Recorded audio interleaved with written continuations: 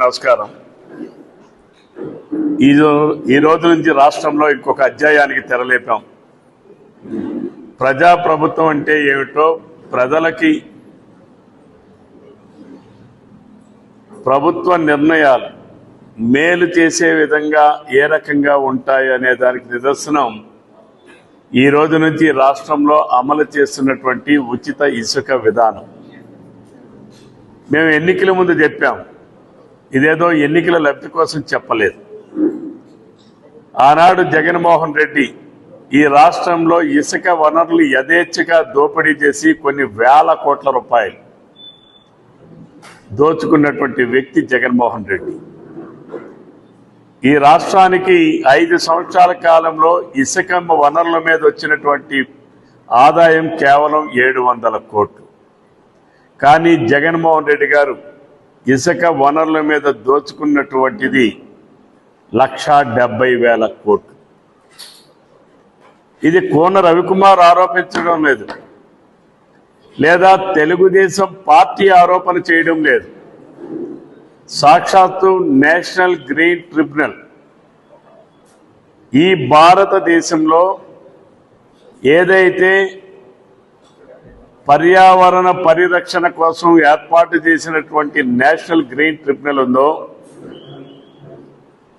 National green tribunal ఇచ్చినటువంటి ఆదేశాలు ఉత్తర్వుల ప్రకారం ఆంధ్రప్రదేశ్ రాష్ట్రంలో 540 రీచ్లుంటే, ఇసుక రీచ్లుంటే 540 ఇసుక రీచుల నుంచి కూడా కొన్ని లక్షల టన్నుల ఇసుకని దోచుకున్నారు. వాటి విలువ 1,80,000 కోట్ల రూపాయలు అని చెప్పి నేషనల్ గ్రీన్ ట్రిబ్యునల్ ఆదేశాలు ఇచ్చింది. అసలు ఎటువంటి అనుమతులు లేకుండా గడచిన 5 సంవత్సరాల్లో జిల్లాలో పనిచేసినటువంటి కలెక్టర్లు, జాయింట్ కలెక్టర్లు, ఇతర మైన్స్ డిపార్ట్మెంట్ అధికారులు సెబ్ అని చెప్పి కొత్తగా ఒక వ్యవస్థని పెడుతున్నాం. Enforcement bureau, state enforcement bureau, ఎస్ఈబిని పెడుతున్నాం. ఎస్ఈబి ద్వారా ఈ రాష్ట్రంలో ఇసుకని నియంత్రిస్తాం, దోపిడీ లేకుండా చేస్తాం, గంజాయిని లేకుండా చేస్తాం, గంజాయి రవాణా లేకుండా చేస్తాం. అలానే ఏదైతే ఎర్రచందనం ఉందో, ఎర్రచందనం ఉన్న ప్రాంతాల్లో ఎర్రచందనం స్మగ్లింగ్ అరికడతాం, జోదాల్ని అరికడతాం అని ప్రగల్భాలు పలికినటువంటి జగన్మోహన్ రెడ్డి ఎస్సీ అని ప్రగల్భాలు పలికినటువంటి జగన్మోహన్ రెడ్డి ఎస్ఈబి అనే సంస్థను అడ్డం పెట్టుకొని యథేచ్ఛగా ఎర్రచందనం స్మగ్లింగ్ చేశారు, మైన్స్ దోపిడీ చేశారు, వైన్ దోపిడీ చేశారు, శాండ్ దోపిడీ చేశారు. ఇంకా మిగిలిన డిపార్ట్మెంట్లు ఏవి అన్నిటినీ కూడా సైలెంట్ చేసి, పోలీస్ డిపార్ట్మెంట్ వారు మైన్స్ కోసం మాట్లాడడానికి వీల్లేదు, శాండ్ కోసం మాట్లాడడానికి వీల్లేదు. మైన్స్ డిపార్ట్మెంట్ అంటే పేరెంట్ డిపార్ట్మెంట్, సమాధానం చెప్పాల్సినటువంటి డిపార్ట్మెంట్, బాధ్యత కలిగినటువంటి డిపార్ట్మెంట్ ఏదైతే మైన్స్ డిపార్ట్మెంట్ ఉందో, మైన్స్ డిపార్ట్మెంట్ వాళ్ళు కూడా శాండ్ రీచ్లకి వెళ్ళకూడదు, తనిఖీలు చేపట్టకూడదు, ఎటువంటి అక్రమ లారీల్ని నిలుపుదల చేయకూడదు, ఎటువంటి ఫైన్లు వేసే అధికారం మీకు లేదని చెప్పి ఆ వ్యవస్థను నిర్వీర్యం చేశారు. సెబ్బని మేము సంస్థను పెట్టాం, వాళ్ళే అన్నీ చూసుకుంటారని చెప్పి ఆ సెబ్లో పనిచేసే అధికారులు కూడా వంది మాగుదలు పెట్టుకొని యథేచ్ఛగా ఇసుకని దోచుకున్నటువంటి అక్రమాల గనుడు ఈ జగన్మోహన్ రెడ్డి.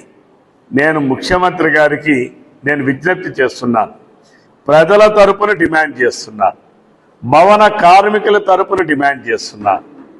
తప్పనిసరిగా ఇసుక దోపిడీ రాష్ట్రంలో ఎంతైతే జరిగిందో, ఏదైతే నేషనల్ గ్రీన్ ట్రిబ్యునల్ ఇచ్చినటువంటి ఆదేశాలకు అనుగుణంగా గతంలో పనిచేసినటువంటి కలెక్టర్లు, జాయింట్ కలెక్టర్లు, సెబ్లో పనిచేసినటువంటి అధికారులు ఎస్పీలు కావచ్చు, అడిషనల్ ఎస్పీలు కావచ్చు, ఐజీలు కావచ్చు, ఐపీఎస్ అని తగిలించుకున్నటువంటి వ్యక్తులు, ఐఏఎస్ అని చెప్పి తగిలించుకున్నటువంటి వ్యక్తులు రాష్ట్ర పర్యావరణాన్ని నాశనం చేసి, నదీ గర్భాల్లో ఇసుకని లేకుండా చేసి, ఈరోజు నదీ గర్భంలో ఈరోజు నేను చూస్తూ ఉంటే, అధికారులతో మాట్లాడుతూ ఉంటే, ఈరోజు ఒక ఉపద్రవం తుఫాను కన్నా మించినది, వరదల కన్నా ముంచినది. ఈరోజు రేపు రాబోయే రోజుల్లో కరువు తాండవ విలయం చేయబోతా ఉంది. భూగర్భ జలాలు అడుగట్టిపోయాయి. గడిచిన 5 సంవత్సరాల్లో ఇసుకని యథేచ్ఛగా దోచుకోవడం వలన, నదీ గర్భాల్లో ఇసుక లేకపోవడం వలన ఈరోజు నదీ పరివాహక ప్రాంతాల్లో ఉన్నటువంటి ఏదైతే వాటర్ సోర్సెస్ ఉన్నాయో, బోర్వెల్స్ కావచ్చు, అలాగే ఓపెన్ వెల్స్లో కావచ్చు, వాటిల్లో ఉండేటటువంటి నీళ్ళన్నీ కూడా అడుగంటిపోయే పరిస్థితులకు వచ్చాయి.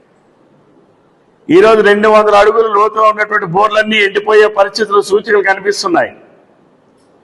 అంటే ఇది శ్రీకాకుళం జిల్లాలో వంశధార, నాగావళి నదీ పరివాహక ప్రాంతంలో ఉన్నటువంటి బోర్వెల్స్ కానీ, ఇండ్లలో వేసుకున్న బోర్స్ కానీ